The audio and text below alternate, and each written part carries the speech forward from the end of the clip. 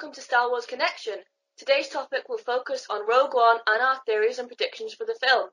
I'm your host Mary, and with me is Reya. Hi. And our newest member and first-time podcaster. Welcome, Irina. Hi, it's lovely to be here. Hey, it's great to have you too. Thank you. So, I guess our topic for the day is Rogue One and a small look at Catalyst. Yep. So, we will let me just give a quick synopsis of the movie. I mean, not the movie itself. Obviously, we don't know what's coming, but at least what we know of the movie. So, we know that Rogue One is the first of potentially many Star Wars anthology films.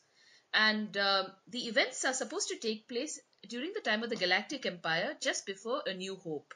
The idea is that when you look at The New Hope, there is an opening crawl where there is a mention of a group of rebel spies stealing the plans of the Death Star, and it also talks about a war battle where the Rebel Alliance beats the Galactic Empire for the first time. So these events would be depicted in Rogue One. What do you expect from the movie, guys? Well, I think it's going to be a war movie, of course. Gareth Edwards, the director, mentioned a lot of war movies. The only one I know about is Saving Private Ryan. I think it's going to be a gritty war movie, but with an optimistic touch. I do remember an article about critics seeing a 28-minute preview of the movie, and they also talked about it being dark and gritty, so yeah. Yes, I agree, but because it's a prequel to A New Hope, unlike The Force Awakens, I don't think we're going to get as many surprises and plot twists like that. Because you remember in the marketing for The Force Awakens, it was all hyped up that Finn was the Jedi, and of course with that, because that was a sequel, there were a lot of misdirects and guessing and stuff.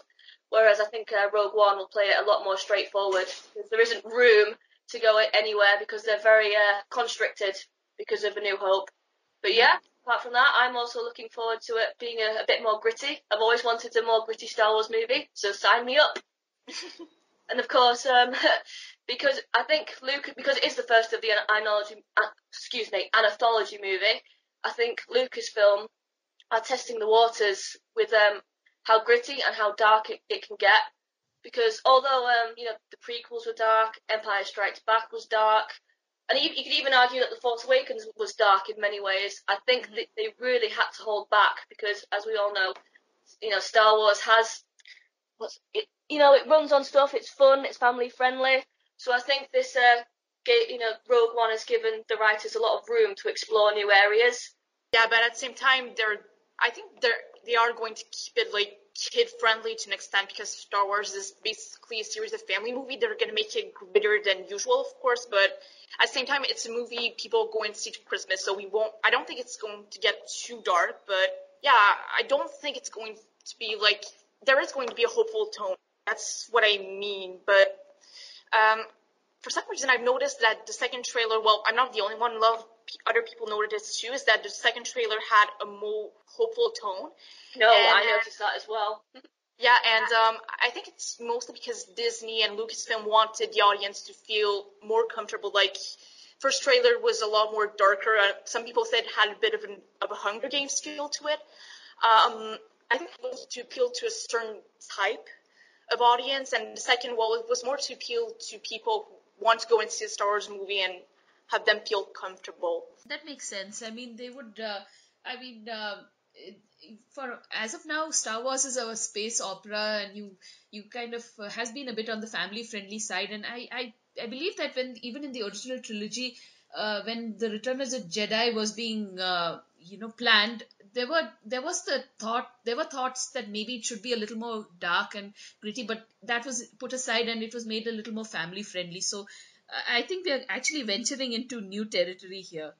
So maybe they're trying to be a little cautious. I mean, won't blame them for it. And all kiddie friendly. Yeah, no, I beg your pardon? Build the Death Star plans. Yes. Oh God, I hope that we don't see more Ewoks running around, or something. At least not for a war movie. I mean, maybe for like something like the Han Solo movie, for example, would have been a much safer bet, because I mean, you can imagine it being, because since he was a kind of a scoundrel, you can imagine an Ocean's 11 type of movie, or something, a little more, which would appeal to a wider audience. So maybe they could have gone with something like that. I would say would have been a safer bet. But I think this kind of a movie, in a time, in the times we live in, maybe a strong movie with a strong message is a good thing. And the other thing I like about this is that we are not going to. The focus is not on the Jedi. The focus is going to be on regular people. So it's because even if you have like A plot, B plot, we all talk about how there's one force plot and a regular plot. Inevitably people will end up focusing on the force plot. So I'm actually glad there is less of a force, emphasis on a force plot here. I mean, it's going to be about real people, and their real lives and issues they face in the galaxy. Yeah, yeah, yeah. It's quite a new challenge that they've come up with. But just to add to your other point there, Raya, it's interesting to note that audiences have changed over the last few years, because when the 70s and 80s were around, like people preferred like a lot more good versus evil stories. But now, like when you look at shows like Game of Thrones and Westworld, okay, they're different audiences, but there are a lot more grey areas now, and more ambiguous characters, and the tones of stories are a lot more gritty now. So maybe they've also thought, oh, audiences have changed. We can do a bit more of a gritty Star Wars movie and test the waters.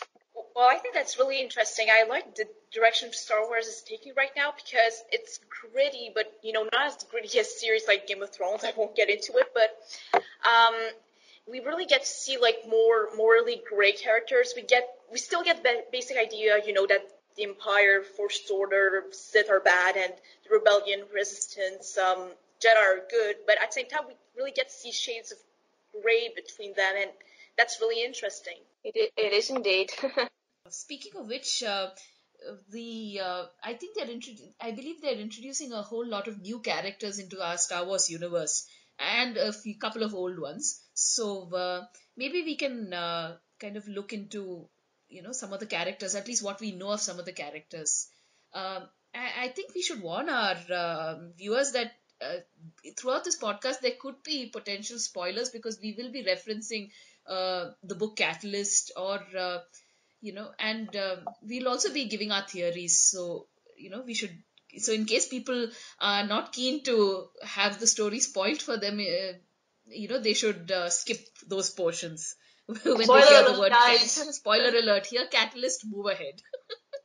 Maybe we can discuss some of the characters in this upcoming movie. Yep, Irina, do you want to start with Jyn? Yeah, so Jyn Erso, well, she's the main character in Rogue One. Well, I can start talking about Catalyst because, well, Jyn is born during that book, about at the beginning. And one thing I thought was really interesting is that I think there were a lot of parallels between Reya Erso, who's Jyn's mother, and Jyn's character herself. And, well, Reya is, someone who's really free-spirited. She believes in the Jedi, the Force, and everything. And from what I've seen of Jyn in the second trailer, well, she really seems to embody those elements. Kathleen Kennedy did compare her to Joan Vark, and you can really see that in the second trailer that she's the one resembling that group that's going to steal the Death Star plans. She's the one giving the big inspirational speeches, so we can see really the parallel she has with Joan of Arc. I've also seen the reaction to the first trailer, when we see her at the very ending in, I think it's in pilot garb for the Empire. I don't remember the exact term. Okay, so I've seen some people theorizing that she might betray the rebellion and go on the Empire side, but when the second came out, because of the rumors of they were reshooting like 40% of the movie. Some people thought that her character had changed and everything, that she would be less morally gray. But personally, I didn't think she was that different, because I thought that in the first trailer, I mean, she kind of reminds me of she's really much a Street Fighter girl when we see her in the first trailer, but there's something a bit naive about her as well, because when she tells I rebel to Mon Mothma, she kind of looks down and she smiles, and honestly, her face, in my opinion, was kind of saying, "Oh, you poor innocent soul." So after that, when we hear at the very end of the trailer, Saw Gerrera saying, "What will become of you?" We see her looking up, and her face is kind of hard to read, but we have to remember that Saw's quote here is, "When they catch you, what will become of you?" Not, "If they catch you, what will become of you?" So I think it's really foreshadowing that she might get caught at some point. And the part we see at the very end of the first trailer is her getting caught. That's my theory. So that kind of leads me to believe that Jin in the first trailer and Jin in the second trailer are not so different. She's someone who, wants to help the rebellion in something, but eventually she'll get caught. That's my theory. And I think part of what the Joan of Arc parallel comes from might be that maybe the rebellion will abandon her at some point. Oh, interesting theory. Very great. Who do you think will capture her? I mean, Krennic has been after her family for years. I mean, we see Dan Callis. He's pretty much the reason why the Urso family got in big trouble. So I'm pretty sure it's going to be him, that they'll have at least one confrontation. Oh yeah, they'll have to. Speaking of confrontations, actually, when I saw the trailer, the scenes of Jin, and I kind of it actually reminded me, especially the scene where she's fighting on Jeddah with some stormtroopers. There's a character in the extended universe in a game called Star Wars Lethal Alliance called Rihanna Seren. Now she she was Jin. She was also tasked with stealing the blueprints of the Death Star. The thing is that in the EU, there were different teams who stole different parts of the Death Star plans, not just one team. So Rihanna was one person like that, and in her case, the reason why I thought she reminded me of Jin is because Rihanna starts off as a criminal, because she had a very difficult childhood because of a Zabrak called Zarin Kiev. Now, in my head, it plays out like Krennic is a bit like this Kiev character, because he spoiled her childhood by taking away her parents, killing her parents, whatever, and causing her great emotional scars. And she probably, therefore, because of all that she suffered, she took to a criminal life, because we know that she's a thief and a forger. Mon Mothma says that. And then Rihanna also ends up becoming a rebel hero by the end of her story arc. So I see something like that, a story where she's therefore, I mean, and I think like Rihanna, she'll probably be a person keeps a very tough exterior but is actually vulnerable inside. And the thing is that I also feel, okay, this is a funny thing that just came to my mind. The scene where Krennic is bringing his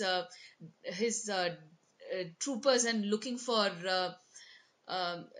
Galen and family, and Jin is running away from it kind of reminded me a bit of Inglorious Bastards at the beginning, where the Shoshana is running away after her family is killed and then plots her revenge and comes back.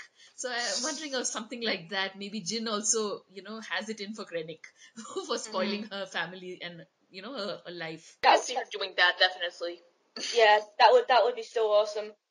As for me, I'm really unsure what to think of Jin. I mean, I absolutely adore Felicity Jones, but as you were saying, Irina, when I saw the first trailer, I got the impression that Jin was like, a very tough introvert, and she seemed to be a person who didn't like people or interact with them.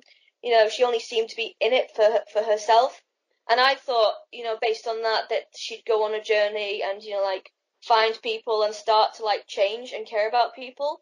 But now after the second trailer and all the others after it, she seems, you know, like, a lot more hopeful.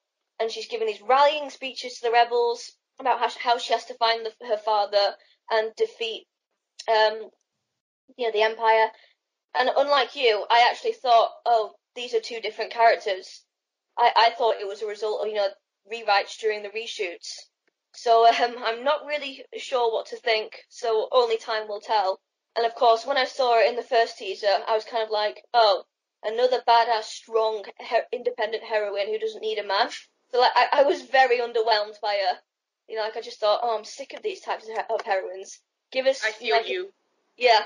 Give us a new one. Give us a flawed, vulnerable heroine. But another thing that I'm a bit worried about is I think it's a shame that, you know, she's the only girl in the main group, because at Star Wars Celebration just gone, there was a concept art of more women in the group, including a pilot at one point, and I think it would have been much more interesting to see more female characters and female interaction in the main group in the movie, but sadly we don't have that. So, I just want to mention one thing here that if you look at the EU group, who the different groups that got together to steal the Death Star plans, there were a lot of women. Actually, the a role that was similar to that of Chirrut's role was a woman. Actually, so I mean, not exact.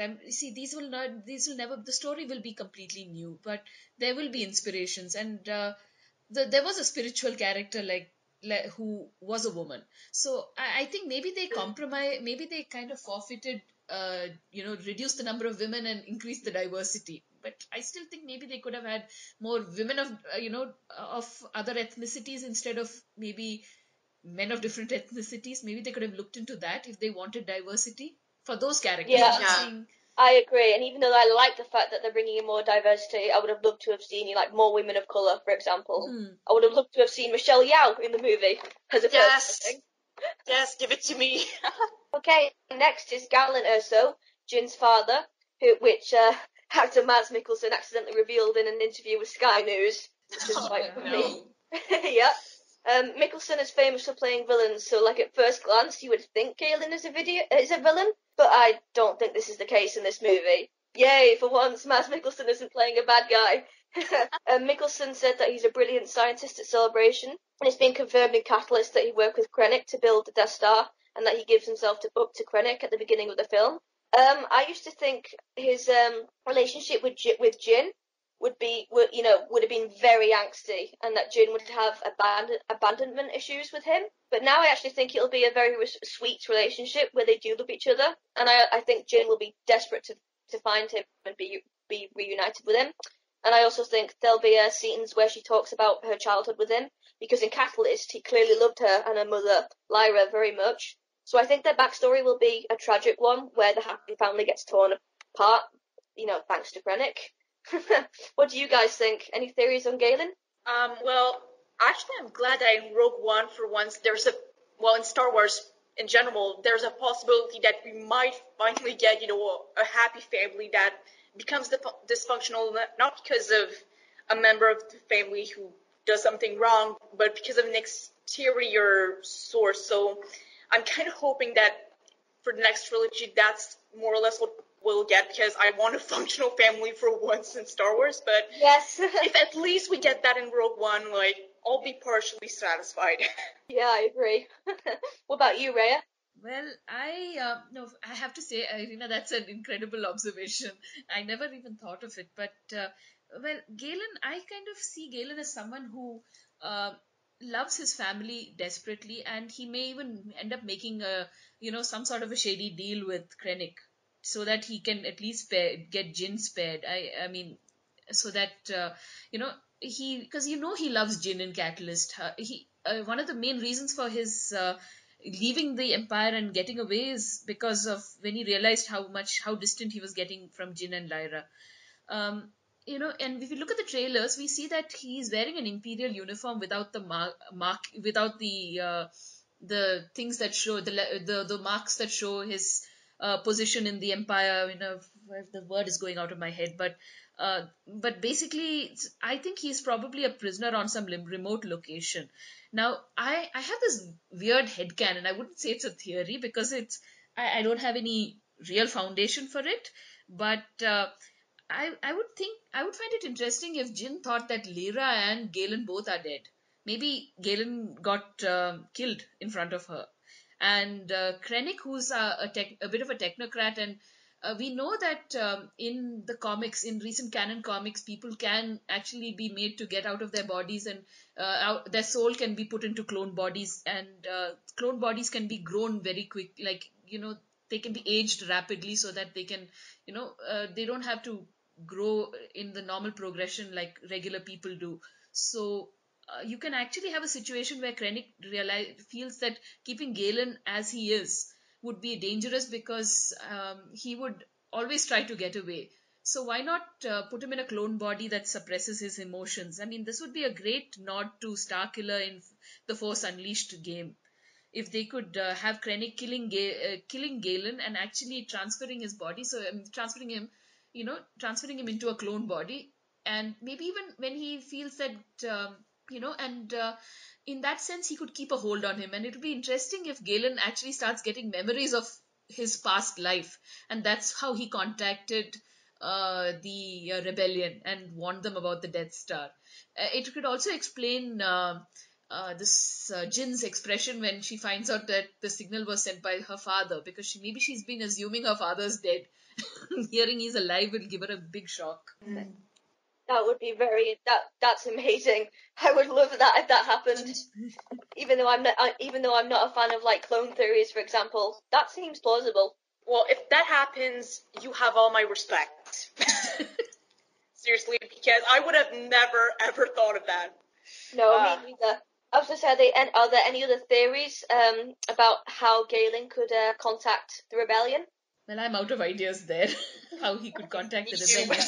But I do want Krennic to look like a real meanie. I mean, because that's probably why I have this clone theory in my head. Because if he's going to be a villain, let him be a villain in style. Like Hannibal. No, let's not use that in a Star Wars movie. Nope. Speaking of Krennic, before, I think his and Galen's his and Galen's relationship will be kind of like a two sides of the same coin, because Galen is a pacifist and Krennic is not. Galen created the energy of the Death Star in catalysts in order to benefit the galaxy, because at the beginning of the book, him and his wife and his research team are researching to try and benefit the galaxy, whereas Krennic wants to harness the power for himself. So I think there's a very interesting opposition there.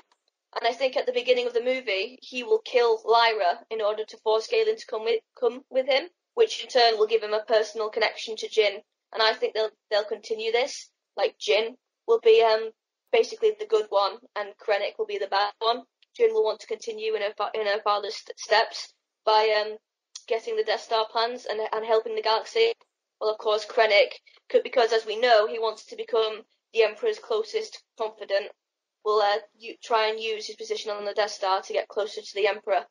Yeah, I won't be surprised if Krennic actually, might as well bring Lyra here, because Lyra's character, I don't see her, because even in the trailers, we just see her briefly handing a kyber crystal to, tying a kyber crystal around Jin's neck. So I don't see her surviving beyond. And she was a very strong character in the book. So like you rightly said, Mary, I think Krennic is going to see her as a threat, and he's going to off her probably in the first few minutes of the movie.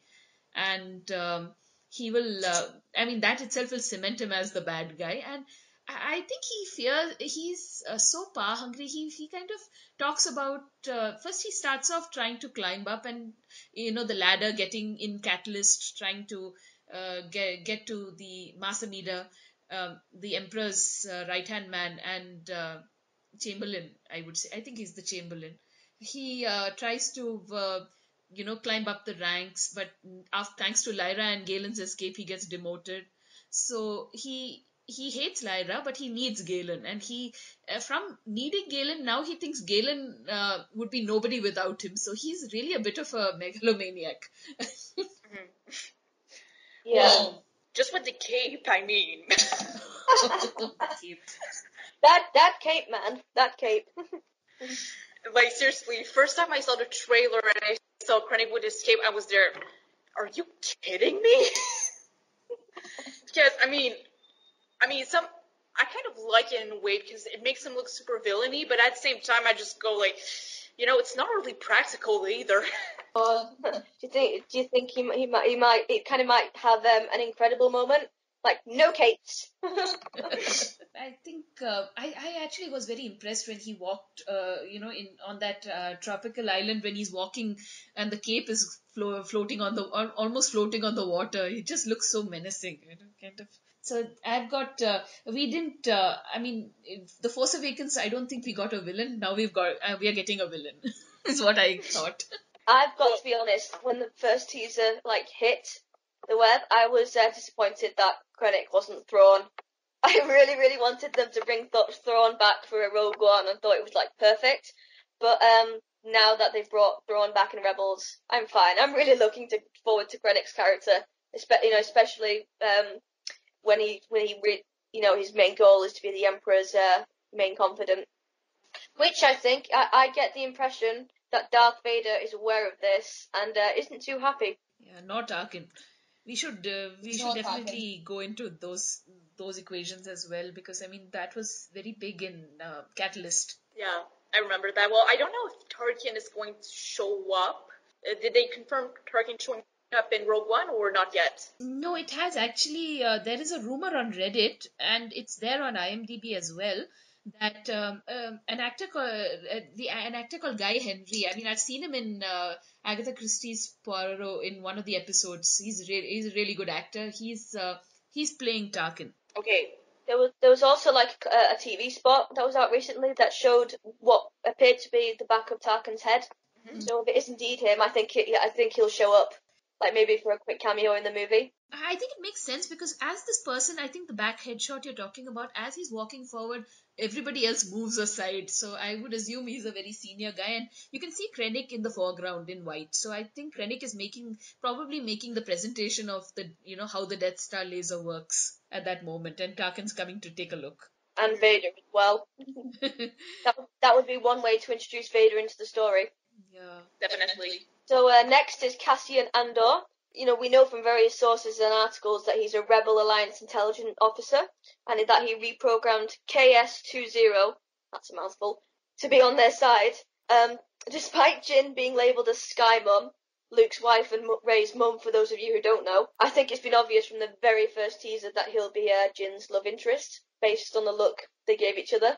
Because, as I said before, Rogue One is a prequel, and the outcome is already known, so even the marketing can't misdirect the audience like The Force Awakens. So I think, he seems to be very calm and collected, and the actor also said in the recent Jyn Erso feature that he views Jyn as a troublemaker. So I think, in comparison to Cassian's coolness, I think Jyn will be very hot-headed and reckless. And because of that, I think it'll be very similar to Han and Leia's romance in Empire Strikes Back, where the two kind of snipe and argue with each other before falling in love. But another theory of mine is that Cassian, and this is very unlikely, but I think he could also be a traitor and an Imperial spy. I've got no ground on this, but I think it would make the stakes more higher and emotional, especially for Jyn, as well as give a twist that maybe the general audience aren't expecting. What do you think, guys? I think that, I'm kind of skeptical about the whole romance between Cassian and Jyn. I think it's a possibility, but I don't really see, personally, Rogue One as the kind of movie that would have romance. I might be surprised. I expect to be surprised, honestly, at this point, but I think that if there is a romance between Jyn and Cassian, it's likely to be very subtle. So, yeah. I can see where you're coming from. Like I said, I think it'll be more Han and Leia, where the romance definitely isn't the focus of the plot. What do you think, Reya? Well, I also agree that I don't think romance will be the focus of the plot. I think it'll be more like it's all in the eyes. Maybe they'll hold hands at some point of time. But I don't see it as, like the.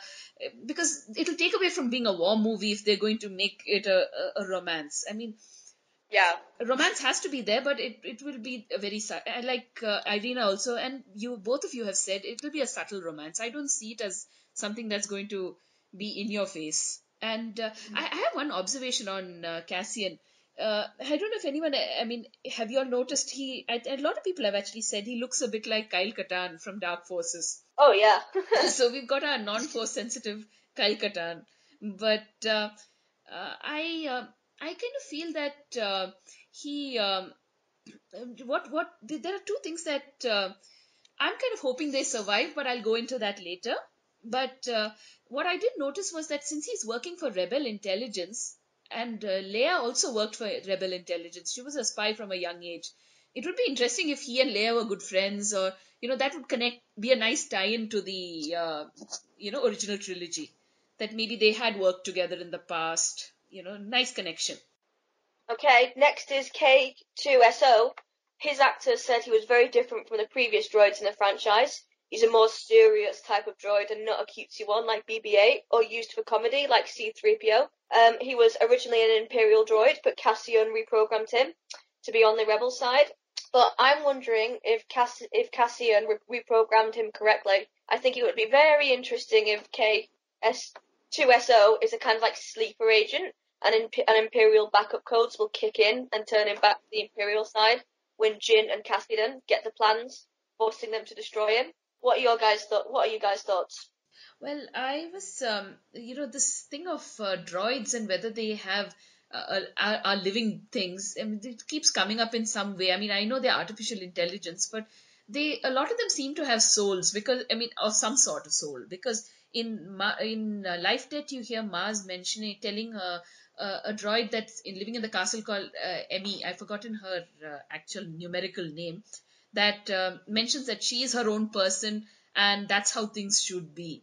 And there are also short stories now in canon of droids that turn into serial killers. There are droids like the ones in the Darth Vader comic, uh, 000, who are quite think almost pretty much independently. So when Cassian, I think when Cassian performed the memory wipe and reprogrammed him, he actually, it wasn't a case of putting a new program as much as his real personality emerging in some ways. So uh, I see him as the anti BB-8. BB-8 is also kind of can be dangerous if he wants, but he's just so cute, and people just their hearts melt. But this is one tall, scary thing with a head like a bowling ball. I mean, I think I think Gareth Edwards has even written that in one poster, head like a bowling ball, which is kind of the and Your theory is: have any of you heard of Mass Effect? It's a video game series by BioWare, who also did Knights of the Old Republic, and Oh yeah. yeah, in that there's a group of droids called the Geth, and they basically try and like find their souls and try and find their humanity. So that's very similar to that's just your theory reminded me of that. oh, because I have heard of Mass Effect. I've not played the game, so I'm not familiar. But oh, that is interesting. That is very interesting because uh, isn't there some book about that? And do androids dream of electric sheep or something like that? About I think it's some. It I think this also deals with artificial life. So I just feel like K2SO is learning as he's now that he's free of the Imperial control, because they have in Star Wars the droids, often people use restraining bolts on them and control them. Don't so This is like an K2SO is now unshackled, so he's free to learn and experience, and I think he's a little protective of Cassian. So that's probably why we see these little interactions in the trailer where he tells Jin, I could kill, I mean, I would kill you, but you're his friend, kind of.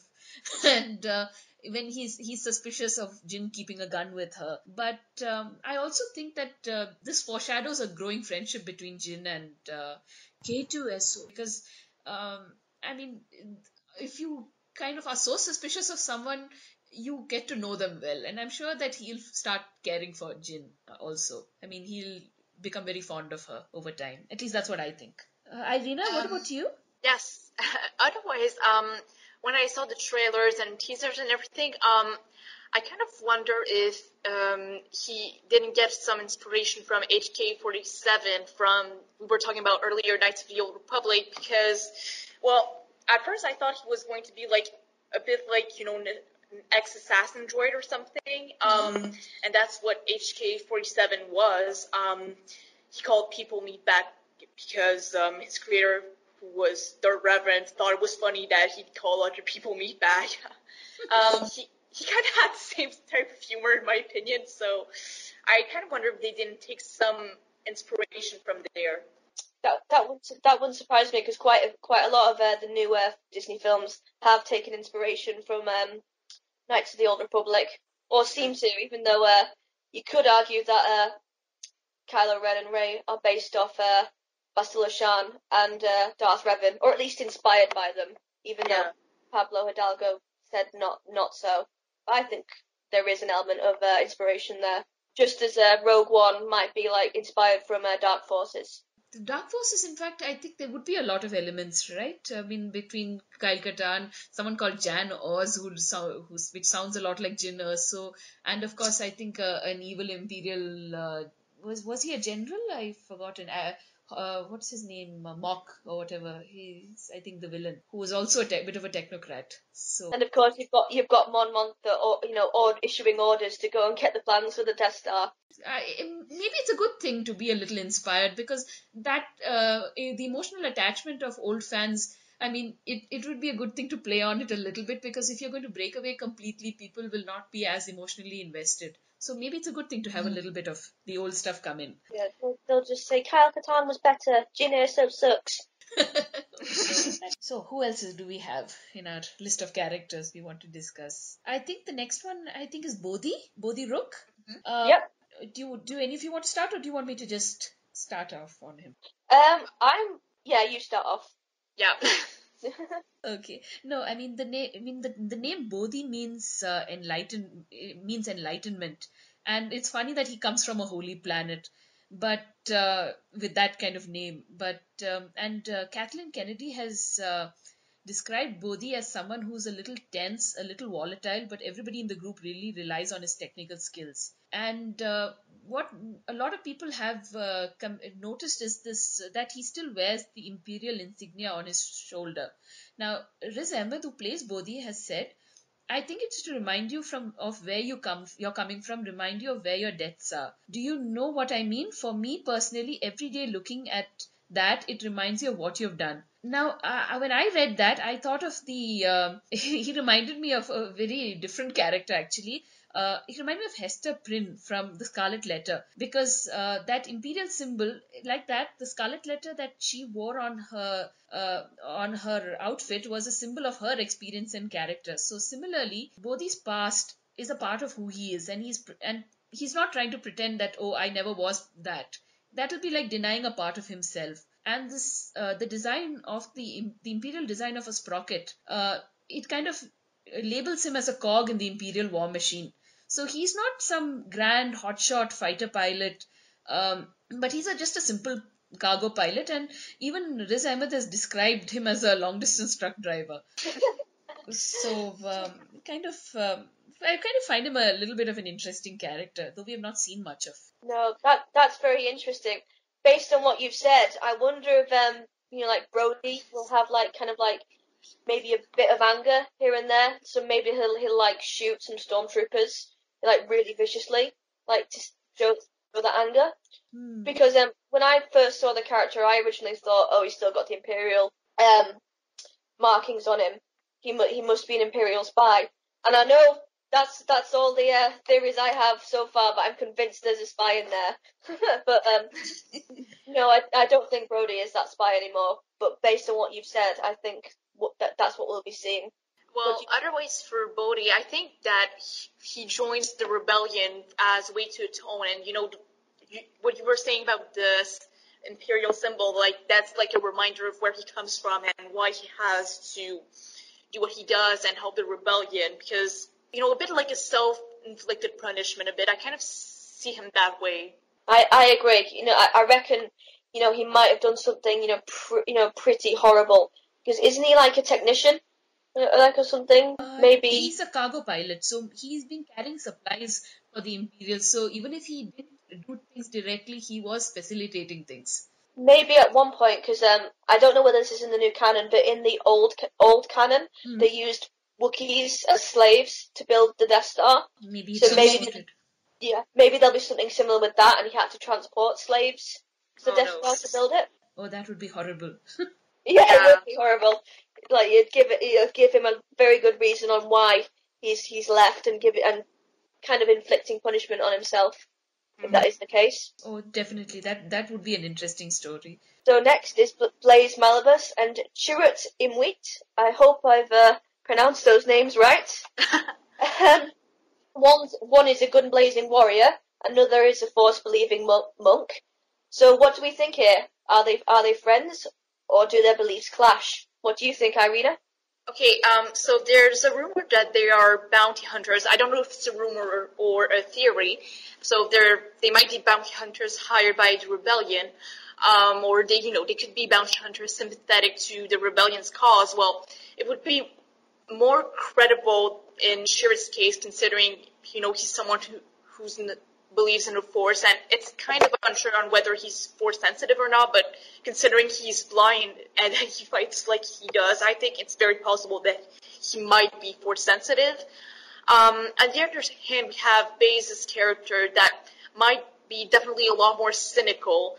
And honestly, they kind of remind me of Han and Luke in A New Hope. Like, Han was the one saying that, belief being in the Force, it's outdated and everything. And you have Luke, who's the young man who's eager to become a Jedi and everything. So I think that's definitely meant to parallel that.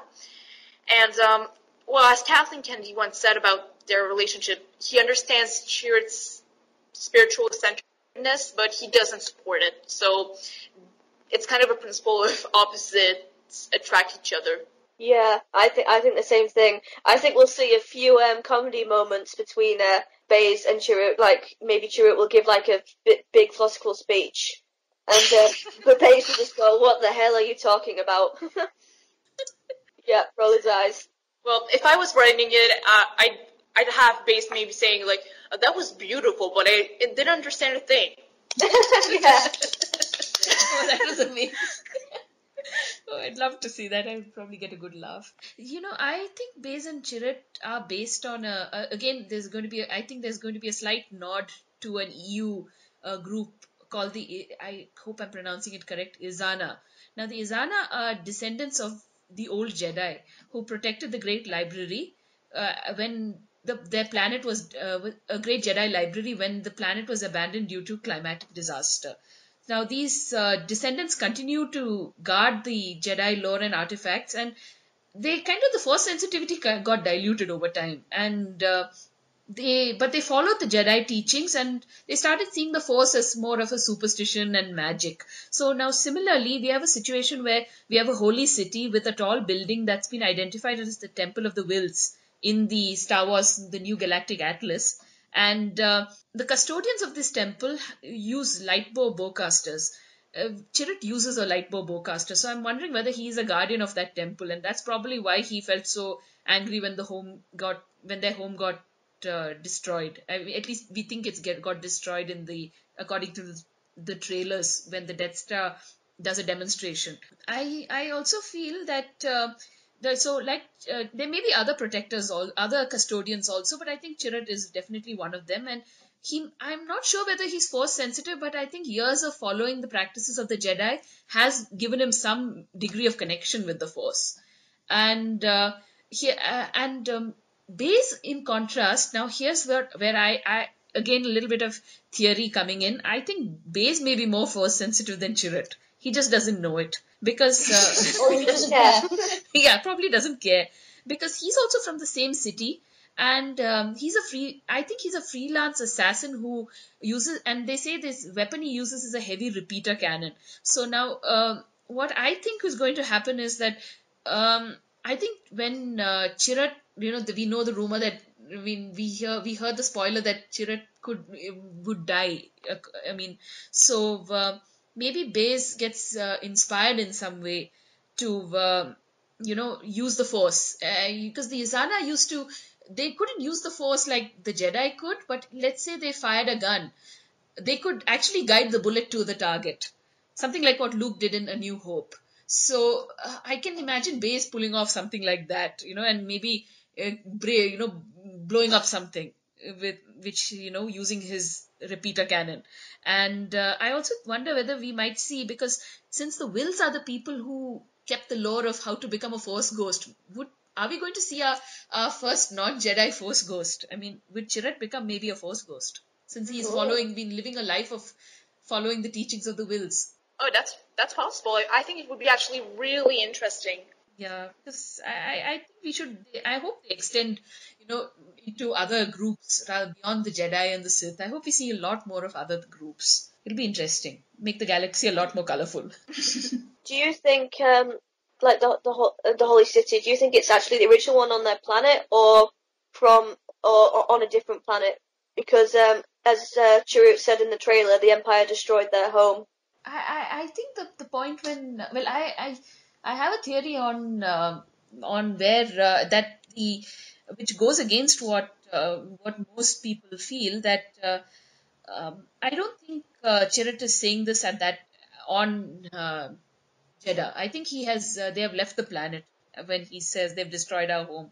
I think they are by then Baze and Chirrut are really upset at losing the holy city, and probably the near surrounding areas being destroyed by the Death Star. I think they are very angry, and probably they're on another they're in another planet. Do you think Jadam, or the Holy Temple at least, will get destroyed by the Death Star? Like, they're trying to test the weapons, but they can't destroy a planet yet, so they destroy the Holy City. That makes sense, because the thing is that even in the I have a feeling that Vader and Tarkin may not be so keen on I'm not sure about Tarkin, but Vader may not be keen on the demonstration, because it might, the rebels and other groups may find out about it. He may have wanted the whole thing to be ready, but knowing Krennic, he may be wanting to climb up in the Imperial echelons, so he may, try to prove a point that, since I in my head he's a megalomaniac, so I think he's going to want to show off what he's done till now. So even if it is going to blow up one city, that should prove a point. Thank you for listening to part 1. If you enjoyed it, please check out part 2 with the link in the description. Please subscribe to our YouTube channel and follow us on Mixcloud, Tumblr and Twitter. What are your Rogue One theories? Please let us know in the comments section, and if you have any questions, please email us at StarWarsConnection09@gmail.com.